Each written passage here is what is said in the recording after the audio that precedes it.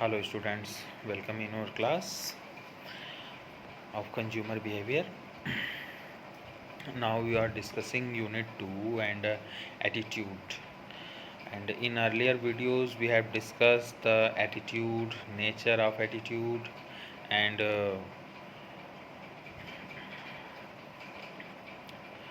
all the natures ki how the attitude will define and um, how it can be identified.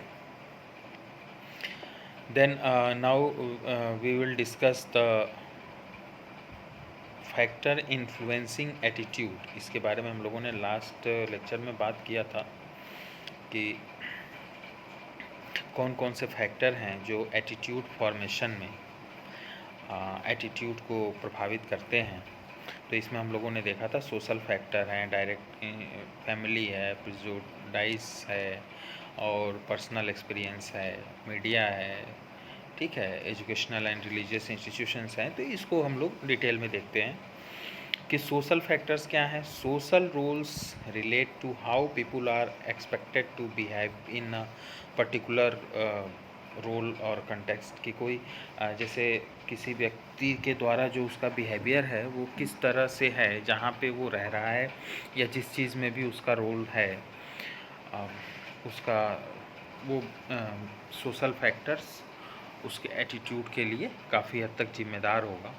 Social norm involves societies rules for what behaviour are considers appropriate. जैसे society में suppose करिए कि आप जिस भी society में रहते हैं वहाँ पे किसी पर्टिकुलर बिहेवियर को मान्यता अगर ना दी जाए कि जैसे मान लीजिए कि हम लोग जिस भी सोसाइटी में रहते हैं वहाँ पे हमें बताया जाता है कि respect elders and respect your parents and ओबे योर पेरेंट्स। तो in this society we just learn these things from the society from कि हाँ ऐसे ऐसे करना है हमको, ठीक है। हम कहीं भी जाते हैं तो अपने से बड़ों को हम पैर छूते हैं, प्रणाम करते हैं, नमस्ते करते हैं, ठीक है, दुआ सलाम करते हैं, जो भी हमारा जो भी हमने सोसाइटी से सीखा है। तो ये कहीं ना कहीं ये सारी चीज़ें हमारे एटीट्यूड को भी बनाने में ये अपना रोल प्ले करती हैं। अब जैसे कोई ऐसे सोसाइटी में है जहाँ खूब गाली गलौज से बातें होती हों या जहाँ पे कोई किसी का रिस्पेक्ट नहीं करता हो, और कोई ऐसे सोसाइटी से है जहाँ पे बड़ों का रिस्पेक्ट किया जाता है, छोटों को आदर मिलता है, प्यार मिलता है। तो इन ऐसे दो व्यक्तियों को अगर एक साथ हम स्टडी कर लें उनके एटीट्यूड को, इनको बिहेवियर को, तो there are so many differences we will find in the attitude and behaviour of both of them, ठीक है। तो ये सोशल फैक्टर्स हैं कि इनको हम इग्नोर नहीं कर सकते। ये इनर बिल्ट होते जाते हैं समय के साथ साथ हमारे पर्सनालिटी में, और वो हमारा रिफ्लेक्शन होता है, ठीक है, सोसाइटी के लिए। या तो इस तरह से हम किसी भी प्रोडक्ट या सर्विसेज के लिए जो हमारा एटीट्यूड होगा वो कहीं ना कहीं हमारे जिस भी सोसाइटी में हम रहते हैं वहाँ पे हमारे जो भी ट्रेडिशन कल्चर हम देख रहे हैं, बिहेवियर देख रहे हैं, हम उसको फॉलो करते हुए हम जो एटीट्यूड डेवलप करते हैं उस एटीट्यूड के अकॉर्डिंग ही हम वहाँ पे भी हमारा बिहेवियर होगा। Clear. Family family is the most powerful source for the formation of attitude. हम कह सकते हैं कि द पेरेंट्स, एल्डर ब्रदर और sister provide information about various things. जैसे जो हमसे बड़े हैं, जो आपसे बड़े हैं घर में, आप देखते होंगे कि they are more experienced than you. तो कभी कभी किसी चीज़ के बारे में आप नहीं जानते हो, बट हो सकता है कि उस चीज़ के बारे में आपके घर के बड़ों को बहुत सारा अनुभव होगा, उस सिचुएशन के बारे में, उस पर्टिकुलर किसी प्रोडक्ट के बारे में या उस पर्टिकुलर किसी इवेंट के बारे में। तो वो लोग आपको बेहतर तरीके से उसके बारे में बता सकते हैं या आप उनसे सीख सकते हैं, और सीखने के बाद आपका परसेप्शन जनरेट हो सकता है, तो जो कि आपके लिए एटीट्यूड फॉर्मेशन में रिक्वायर्ड होगा, ठीक है। Attitude developed by an individual whether positive और negative are the result of family influence. कि किसी भी इंडिविजुअल के द्वारा, जैसे मान लीजिए कि आप बचपन से देखते हुए आ रहे हैं कि आपके घर में कोई इस तरह का प्रोडक्ट यूज हो रहा है जिसके बड़े बेनिफिट हैं, और आप सुनते आ रहे हैं अपने पेरेंट्स से, अपने बड़े भाई बहनों से कि इस प्रोडक्ट का क्या क्या बेनिफिट है और ये किस तरह से आपकी फैमिली के लिए सही है। तो कहीं ना कहीं जब आप बड़े होंगे तो उस प्रोडक्ट की जब बात आएगी तो आप उसको एक्सेप्ट करेंगे या रिजेक्ट करेंगे, इसमें कहीं ना कहीं फैमिली का इन्फ्लुएंस शामिल होगा। इस तरह से आपका एटीट्यूड बनेगा, वो फैमिली बेस्ड बनेगा, जिससे कि आप किसी प्रोडक्ट के एक्सेप्टेंस या उसके रिजेक्शन के लिए आप जाते हैं, या आपका एटीट्यूड वहाँ पे उस तरह से दिखाई देता है, which is very powerful and difficult to change. तो जो चीज़ें बचपन से हमारे अंदर जैसे कहते हैं ना कि जिसको वो बैठती जाती हैं, जो बचपन से हमारे पर्सनालिटी में, हम कहते हैं कि वो चीज़ें बिल्कुल बड़ी मुश्किल से फिर हमारे से बाहर आ पाती हैं, या हमारे ऊपर उन सारी चीज़ों का बहुत ज़्यादा प्रभाव पड़ता है। ये बिल्कुल ये प्रैक्टिकली एक्सपीरियंस चीज़ें हैं, आप भी एक्सपीरियंस करेंगे अपने परिवार में, आपके से जो बड़े हैं उन लोगों ने भी एक्सपीरियंस किया होगा, या करेंटली आप लोग भी बड़े हो रहे हैं तो आप लोग भी इस चीज़ को अनुभव कर रहे होंगे। क्लियर? प्रिजुडाइस क्या होता है? प्रिजुडाइस जैसे बोलते हैं ना, पूर्वाग्रह। जैसे हम किसी चीज़ के बारे में बहुत ज़्यादा नहीं जाने, बहुत ज़्यादा नहीं सुने, या हो सकता है हम जानते भी हों, या हो सकता है हम कम जानते हों, और हमने कुछ ही चीज़ें जान करके उसके बारे में हमने एक अपने मन में एक राय पहले से बना ली, उस प्रोडक्ट या सर्विसेज के या किसी व्यक्ति के मिलने या आने से पहले ही हमने उसके बारे में राय बना लिया कि अरे ये तो बेकार है, अरे ये तो अच्छा है। तो ये भी कहीं ना कहीं प्रिजुडाइस भी एटीट्यूड फॉर्मेशन में काफ़ी हद तक रोल प्ले करता है। तो एन एटीट्यूड में इन्वॉल्व अ प्रिजुडाइस, यानी कि जैसे हम जिस चीज़ से भी प्रिजुडाइस होते हैं, जैसे कोई किसी से मिला नहीं है, जैसे सपोज करिए कि जैसे अभी सोशल मीडिया चलता रहता है, इसमें आप देखते होंगे कि बहुत लोग किसी को किसी चीज़ के लिए सपोर्ट करते हैं, कोई किसी को किसी चीज़ के लिए उसका विरोध करता है। तो ये चीज़ें क्या हैं? अब जैसे सोशल मीडिया पे एक रिसेंटली एग्जांपल मैं बताऊं कि बहुत सारे लोगों ने कहा कि आई सपोर्ट पैलेस्टीन, अभी जो रिसेंटली आपका पैलेस्टीन और इजराइल के साथ जो चल रहा है।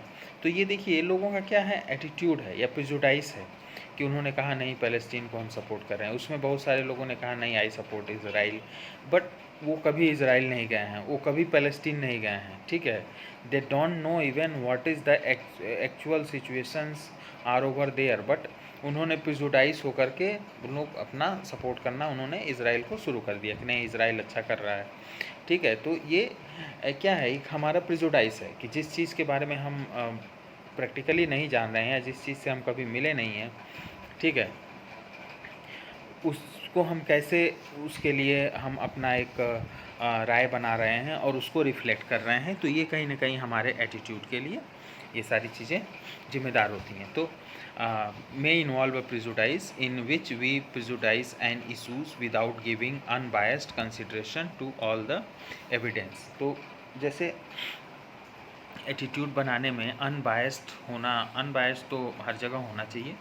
तो अनबायस्ड कंसिडरेशन के लिए हम एविडेंस के आधार पे हम किसी चीज़ के लिए प्रिजुडाइज हो सकते हैं, और वो हमारे एटीट्यूड में फॉर्मेशन के लिए जिम्मेदार होगा। Prejudice are preconceived ideas or judgement where one develop some attitude towards other people objects etcetera. मतलब ये प्री कन्विंस्ड है, मतलब हम पहले से ही वो मान चुके हैं, ठीक है। हम प्रिजुडाइज क्या है, एक प्री कन्विंस है कि हम पहले से ही मान चुके हैं कि हाँ ये हमने उसके लिए जजमेंटल हो चुके हैं पहले से ही, ठीक है। किसी व्यक्ति के लिए, किसी ऑब्जेक्ट के लिए, किसी गुड्स के लिए, किसी सर्विस के लिए वो हमारा एटीट्यूड इस तरह से डेवलप हो गया है कि हम पहले से ही किसी के बारे में कोई निर्णय बना के बैठ गए हैं। ये हमारा प्रिजुडाइस है, और ये दिए हुए इंफॉर्मेशन या एविडेंस के आधार पे होता है। तो इसका रोल बहुत ज़्यादा होता है एटीट्यूड में। If we are prejudice against a person who is accused of a crime, we may regard him as guilty regardless of the evidence we can also be prejudiced in favour of something. वही जो मैंने अभी example दिया कि जैसे कोई किसी crime के हम खिलाफ हैं, तो अगर कोई क्राइम उसने किया है तो किसी के द्वारा हुआ तो हम उसको गिल्ट मान लेंगे पहले ही, ठीक है, कि चाहे उसका एविडेंस हो चाहे ना हो, ठीक है। जैसे कोई कहता है ना किसी का मर्डर करना बुरा है, तो आप कहीं पे न्यूज़ सुनते हैं कि फलां लोगों ने मिलके फलां की का मर्डर कर दिया, तो आप प्रेजुडाइज हो जाते हैं, अरे इनको तो फांसी पे लटका दो। या कोई और तरह की घटना के बारे में आप सुनते हैं जिसको आप पसंद नहीं करते हैं कि नहीं ये चीज़ नहीं होनी चाहिए सोसाइटी में, जैसे कि रेप की घटनाएं नहीं होनी चाहिए, हम मानते हैं ऐसा मानते हैं। तो जब भी हम कहीं ऐसा चीज़ सुनते हैं कि किसी ने इस तरह की घटना को अंजाम दिया, तो सबसे पहले खून खौल उठता है कि नहीं इनको मार दो, जान से मार दो, बीच चौराहे पे गोली मार दो या तुरंत लटका दो, इस तरह की चीज़ें। तो ये क्या है, दिस इज़ द प्रिजुडाइज, ठीक है, कि जिस चीज़ के लिए हम पहले से ही निर्णय बनाए बैठे रहते हैं। अगर हम किसी चीज़ को गलत मानते हैं तो उसके बारे में कोई लाख सही आदमी भी आ जाए तो हमारा निर्णय उसके लिए पहले से ही प्रिजुडाइज आधार पे तैयार हो जाता है। तो ये एटीट्यूड हमारा, इससे काफ़ी हद तक एटीट्यूड फॉर्मेशन में इसकी भूमिका होती है, ठीक है। पर्सनल एक्सपीरियंस जैसे in order to basis of attitude personal experience have led some strong impression। जैसे कह सकते हैं कि जो बंदा जिससे हमारा है कोई एटीट्यूड, तो हमारा इस तरह से डेवलप होगा कि अगर हमने कुछ चीज़ें अनुभव किया है अपने जीवन में, पर्सनली मेरे ऊपर अगर कोई घटना दुर्घटना अगर मेरे साथ हुई है या किसी के भी साथ हुई है, तो वहाँ पे उसका एटीट्यूड बदल जाता है उसके अकॉर्डिंगली। चाहे दुनिया लाख कुछ कहे कि हाँ ये सही है ये गलत, लेकिन अगर आप ही के साथ दुनिया की नज़र में जो बहुत सही है उसने आपके साथ कुछ ऐसा गलत कर दिया, तो आपका फिर वो एक्सपीरियंस वो हावी हो जाएगा उस तरह का एटीट्यूड बनाने के लिए, ठीक है। Therefore attitude will be more easily formed when personal experience involves emotional factors, ठीक है। तो अब मीडिया की बात करें तो means of communication and mass media such as television radio has a major influence in shaping people's opinion and beliefs. हमारा opinion, belief, trust ये काफ़ी हद तक किस आधार पे होता है, जो मीडिया मैसेज कम्युनिकेट हो रहा है हमारे तक, टीवी में देख रहे हैं, रेडियो में देख रहे हैं, तो हम उसी आधार पे एक अपना ओपिनियन बनाते हैं, ठीक है। और कुछ न्यू इन्फॉर्मेशन भी प्रोवाइड किया जाता है for the emergence of new cognitive attitude towards it, कि नई नई चीज़ें जब हम देखते हैं सुनते हैं तो उसी आधार पे हमारा मेंटल प्रोसेस, थिंकिंग प्रोसेस, जिसको हम कॉग्निशन कहते हैं, कॉग्निटिव एटीट्यूड उस तरह से डेवलप होता है टूवर्ड्स द गिवन सिचुएशन या phenomena. Educational and religious institutions as a system, educational and religious institutions have a strong influence in shaping attitude because they lay the foundation of understanding and moral concept within the individual। वो foundation को बनाते हैं, कह सकते हैं कि किसी individual में they build the foundation, वो foundation को डालते हैं उनके अंदर कि पर्सनालिटी में वो मिक्स करते हैं। तो वहाँ से जो चीज़ें होती हैं वो काफ़ी हद तक बहुत ज़्यादा प्रभावित करती हैं इंडिविजुअल पर्सनालिटी को, उसके एटीट्यूड को किसी पर्टिकुलर चीज़ के लिए, ठीक है। जैसे कि आप जिस भी इंस्टीट्यूशंस में पढ़े हैं वहाँ पे जो चीज़ें आप सीखेंगे 3 साल में, वो चीज़ें आपके अंदर बहुत ज़्यादा, हम कहेंगे ना कि आपके पर्सनालिटी में मिक्स हो जाएगी अगर आप लर्निंग बहुत अच्छी आपकी हो रही है। तो एजुकेशनल एंड रिलीजियस इंस्टीट्यूशंस काफ़ी हद तक किसी भी व्यक्ति के एटीट्यूड को फॉर्मेशन करने में अपना एक बड़ा रोल वो भी प्ले करते हैं और बिल्कुल एक फाउंडेशन वो डेवलप करते हैं। तो इस आधार पे इनका रोल यहाँ पे अहम हो जाता है। अब importance of attitude in consumer behaviour. Consumer behaviour की जब हम लोग बात कर रहे हैं तो एटीट्यूड भी पढ़ रहे हैं, एटीट्यूड का फॉर्मेशन भी पढ़ रहे हैं। तो ये भी पूछा गया है क्वेश्चन की इम्पोर्टेंस ऑफ एटीट्यूड क्या है कंज्यूमर बिहेवियर के लिए। तो अब कंज्यूमर बिहेवियर के लिए जो इम्पोर्टेंस ऑफ एटीट्यूड की बात करेंगे तो एटीट्यूड एक इम्पॉर्टेंट रोल प्ले करता है evaluation of alternatives and selecting a particular brand of products. जैसे हम बाइंग प्रोसेस में लोगों ने पढ़ा था ना इवैल्यूएशन, तो इवैल्यूएशन के टाइम पे ये एटीट्यूड बहुत बड़ा रोल प्ले करता है that the consumer can satisfy the needs. कि कंज्यूमर के नीड को सेटिस्फाई करने के लिए जब बहुत सारे प्रोडक्ट मार्केट में हैं तो इवैल्यूएटिंग अल्टरनेटिव्स के टाइम पे एटीट्यूड का बड़ा रोल होता है, किसी चीज़ को कंपेयर करने में, उसको इवैल्यूएट करने में, किसी पर्टिकुलर ब्रांड को, और फिर उसको, ताकि वो हमें हमारी नीड को सेटिस्फाई कर सके। ठीक है।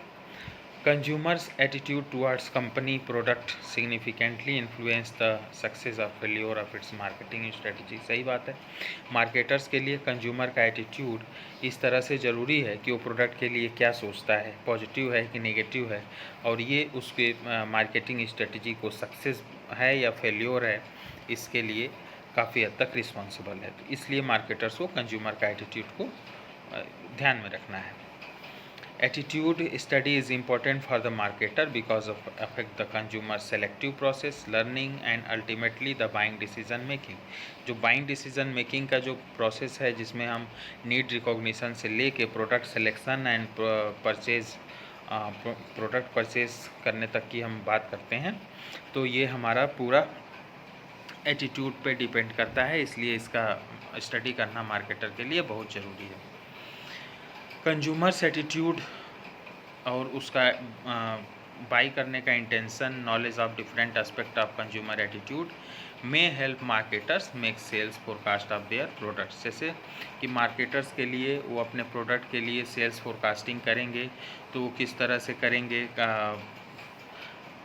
ये एटीट्यूड डिफ़ाइन करेगा। जब देखेगा कंज्यूमर के कितना डिमांड है या कितना पॉजिटिवली कंज्यूमर किसी प्रोडक्ट के लिए देख रहा है, तो हम उसकी डिमांड फोरकास्टिंग में भी कंज्यूमर का एटीट्यूड काफ़ी हद तक रोल प्ले करेगा। मेजरिंग कंज्यूमर एटीट्यूड में help marketing executive get a better picture of both present and potential market. Consumer attitude के आधार पे मार्केटर्स आज का क्या है हमारा मार्केट पोजीशन, मार्केट शेयर, और मार्केट शेयर कितना बढ़ने वाला है, डिमांड कितना बढ़ने वाला है, हमारा मार्केट में क्या पोटेंशियल मार्केट्स कौन कौन से हैं, कहाँ कहाँ पे हम नया प्रोडक्ट लॉन्च कर सकते हैं, कहाँ कहाँ के लोगों का, तो उनके एटीट्यूड टुवर्ड्स द प्रोडक्ट को स्टडी करने के बाद ही हम ये सारे डिसीज़न ले पाएंगे। एटीट्यूड स्टडी में contribute to decisions regarding new product development, कि प्रोडक्ट में कब डेवलपमेंट की ज़रूरत है, इस प्रोडक्ट में कब हमें इनोवेशन की ज़रूरत है, प्रोडक्ट में इम्प्रूवमेंट की ज़रूरत है, या नया ही प्रोडक्ट की डेवलपमेंट की ज़रूरत है। ये कंज्यूमर का एटीट्यूड बताता है मार्केटर को। रीपोजिशनिंग कब करना है एग्जिस्टिंग प्रोडक्ट को, जब वो डिक्लाइन फेज़ में जा रहा हो या कंज्यूमर कुछ नया उसमें ऐड ऑन चाह रहा हो, तो हम उसकी रीपोजिशनिंग करेंगे। क्रिएटिंग एडवर्टाइजिंग कैंपेन्स, लगाना है नहीं लगाना है, उसका सेल्स बढ़ रहा है कि नहीं बढ़ रहा है। Understanding the general pattern of consumer purchase behaviour, और कंज्यूमर के परचेजिंग बिहेवियर का जो जनरल पैटर्न क्या है उसको अंडरस्टैंड करने के लिए ये सारी चीज़ें एटीट्यूड